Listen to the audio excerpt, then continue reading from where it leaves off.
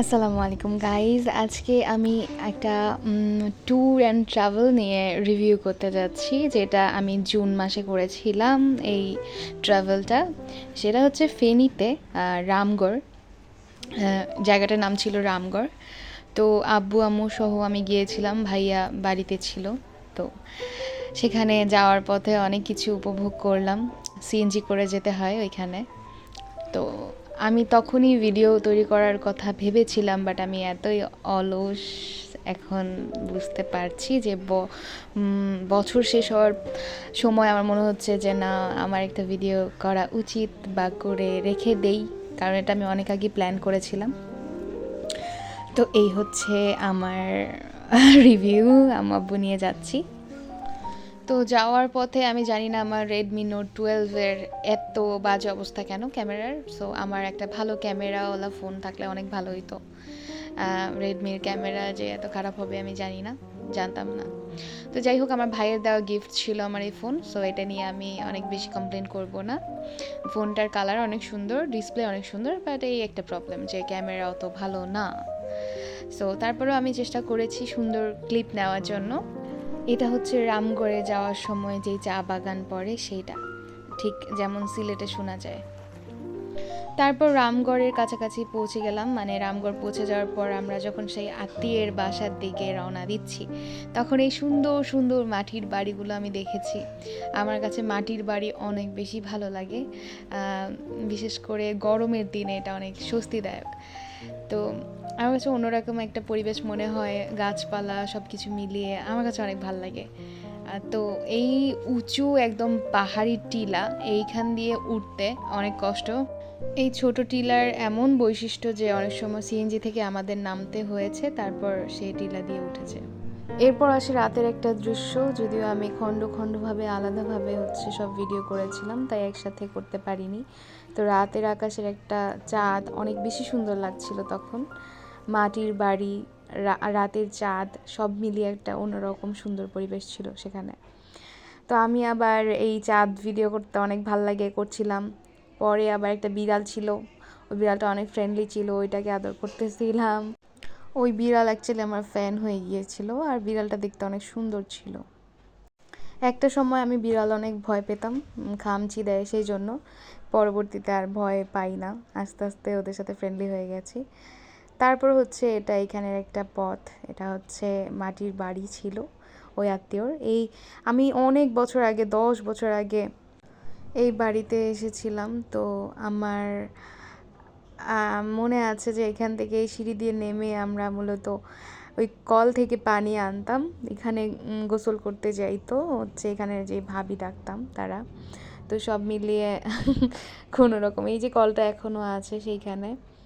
তো এই বাড়ি থেকে নিচে নামার পর তারা দেখা যায় যে বিপরীতে আরেকটি টিলা আছে, এবং এখানে তারা অনেক সবজি চাষ করে। এই যে মাচা, পাশে একটা পুকুর আছে, ছোটবেলা আমি ওখান থেকে মাছ ধরেছিলাম বড়শি দিয়ে।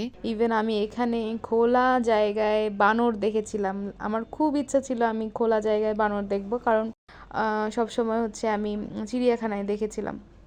তো সেই ক্ষেত্রে আমার শখ পূরণ হয়েছে।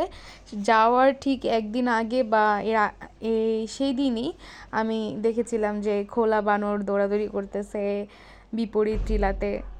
তো যাই হোক, এটা আমার কাছে খুব মজার ছিল যে আমার নিয়ত পূরণ হয়ে গেছে। আমি বেশিরভাগ সময়ে আল্লাহর রহমতে যেটা চাই হয়ে যায় একদম। আশা ছেড়ে দিলেও অনেক সময় দেখা যায় হয়, ওইটাই আসলে কথা। আর এখানে এই যে কাঁকরোলের মাচা দেখলাম, এখানে কাঁকরোল চাষ করা হয়েছিল। তো আমি আবার খোঁচায় খোঁচায় সব কিছু ভিডিও করতে পছন্দ করি, তো করলাম। এই হচ্ছে কাহিনী। এই যে এই পুকুরটা আমি আসলে দেখে দেখে রিভিউ দিচ্ছি, সেই ক্ষেত্রে আমি দ্রুত বলতে পারছি না, ভিডিওগুলো অনেক দ্রুত হয়ে যাচ্ছে। এই যে সেই আমার পছন্দের সেই পুকুর, যেখানে ছোটোকালে আমি মাছ ধরেছিলাম। আমার মাছ ধরতে বরাবরই ভালো লাগে, অলওয়েজ স্বপ্ন দেখতাম যে আমার একটা পুকুর থাকবে, আমি ওখানে মাছ ধরবো, ভাল লাগে। যাই হোক, এটা হচ্ছে ফুল ছিল, কাঁকরোলের ফুল আর কি। তো এই হচ্ছে কাহিনী।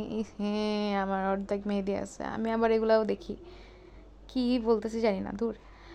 এখন এই সুন্দর মাঠ, মনে হচ্ছে না একটা ছবির মতো জায়গা, একদম মেঘ মেঘ মেঘ আকাশ, আর এর মধ্যে গরু ঘাস খাচ্ছে, আশেপাশে একদম সবুজ।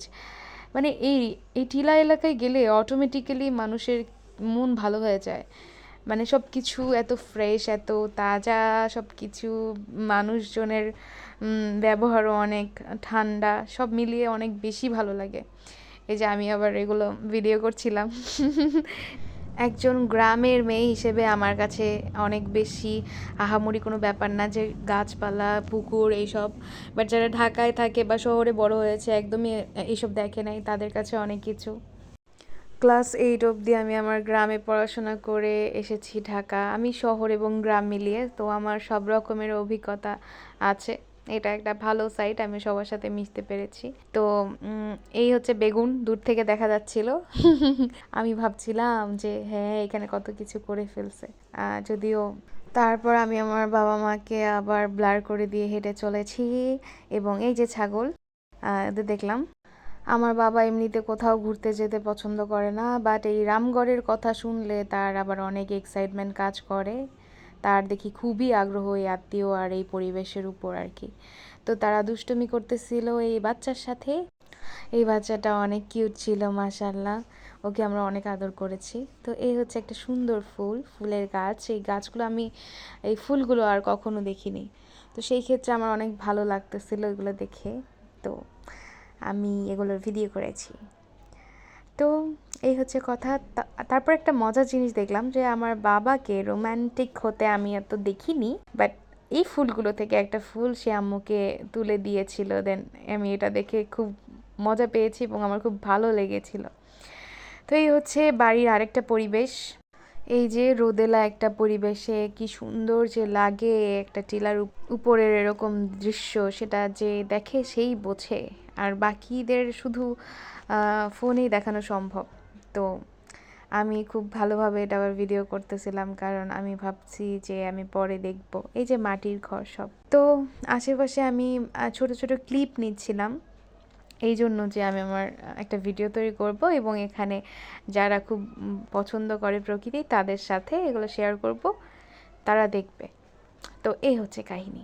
আর হচ্ছে এই আশেপাশে দেখতে দেখতে দেখতে দেখতে আমি দেখলাম যে পাহাড়ি এলাকার মানুষেরা অনেক কম দামে অনেক জায়গা কিনতে পারে। এই যে তাদের হচ্ছে এই যে গরু ঘর, প্রথম যে মাটির ঘরটা, ওই তাদের ওয়াশরুম, তারা ছেলে ঢাকা থাকে, সেক্ষেত্রে তারা একটা সুন্দর ওয়াশরুম করেছে। এটা খুবই দরকার পাহাড়ি এলাকায়। তারা সৌর বিদ্যুৎ ব্যবহার করে। আমি আবার খুঁটিয়ে খুঁটিয়ে সব ভিডিও করছিলাম। এই যে এই বাসাটা, তো মাটির ঘরে থাকা সত্ত্বেও গুছিয়ে থাকলে আমার মনে হয় মাটির ঘরও রাজপ্রাসাদ হয়ে যায়। আর অগোছালো নোংরা থাকলে আসলে আপনার রাজপ্রাসাদেরও কোনো দাম নেই, এটা আমি মনে করি। তো আমি এগুলো ব্লার করে দিচ্ছিলাম, কারণ এখানে মানুষ ছিল যারা প্রিপেয়ার না ভিডিওর জন্য, বা আমি দেখাতে চাচ্ছিলাম না। তো ঢেকি আপনাদেরকে দেখালাম। সৌভাগ্যবশত ছোটোবেলা থেকে ঢেকি দেখার বা এটা চালানোর অভিজ্ঞতা আমার হয়েছে। আমি খুব লাকি মনে করি এই জন্য নিজেকে। এটা খুবই মজার, আমার কাছে খুব মজা লাগতো। আর এই হচ্ছে চীনা হাঁস।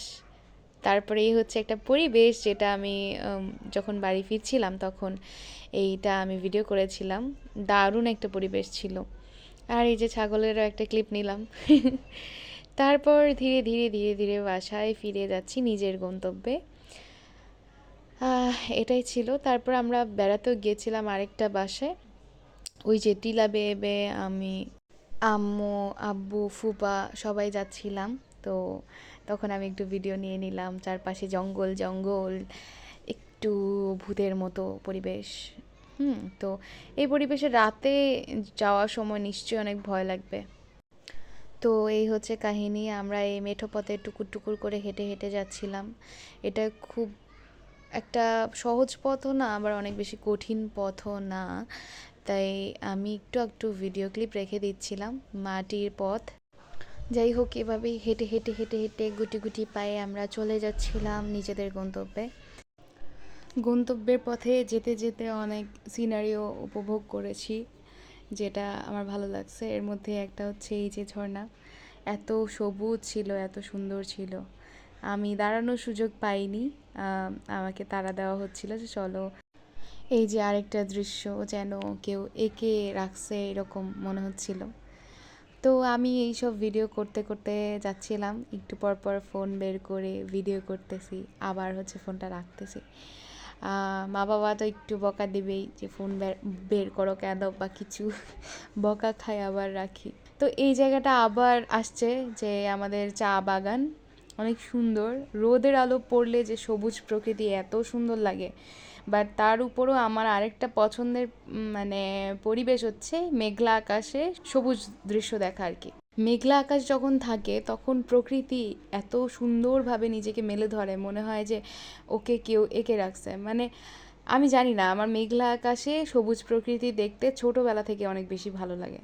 প্রকৃতির সাথে কানেক্টেড থাকতে অনেক ভালো লাগে, মনে হয় যে ভিতর থেকে আমি ফ্রেশ আছি। তো এই হচ্ছে ছোট্ট ভিডিও, আশা করি জানি না কেমন লাগছে সবার, আমি জাস্ট শেয়ার করে আমার টাইম লাইনে রেখে দিচ্ছি স্মৃতি হিসেবে। আল্লাহ হাফেজ।